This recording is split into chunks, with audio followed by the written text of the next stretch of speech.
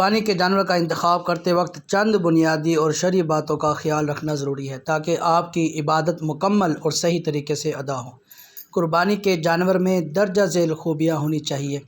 عمر کی حد: شرعی طور پر ہر جانور کی ایک مخصوص عمر مقرر ہے۔ بکری، بکرا، دمبا یا بھیڑ کم از کم 1 سال، اگر 6 ماہ کا دمبا اتنا صحت مند ہو کہ دور سے سال بھر کا لگے تو اس کی قربانی جائز ہے۔ گائیں، بیل یا بھینس کم از کم 2 سال کے ہوں۔ اونٹ کم از کم 5 سال کا ہو۔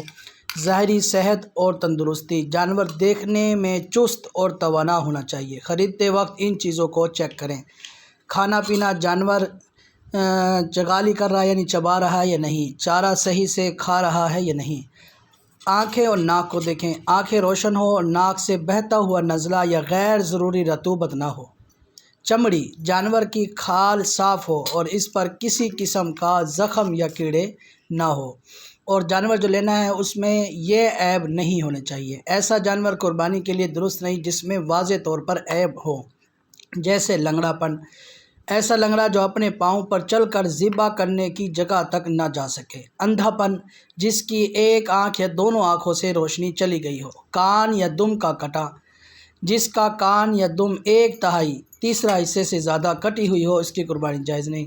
سینگ: اگر سینگ جڑ سے ٹوٹ گیا ہو تو جائز نہیں، اگر صرف اوپر سے تھوڑا سا ٹوٹا ہو تو قربانی کرنے میں کوئی حرج نہیں۔ شدید کمزوری: اتنا دبلا جانور جس کی ہڈیوں میں گودا تک نہ ہو، ایسے جانور کی قربانی کرنا جائز نہیں۔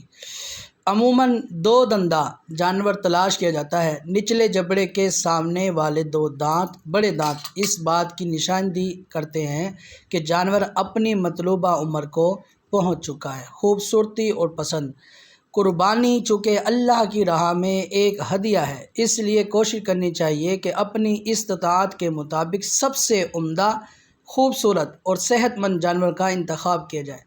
سفید یا چتکبرے اور روب دار جسم والے جانور کو سنت ابراہیمی کی پیروی میں ترجیح دینی چاہیے۔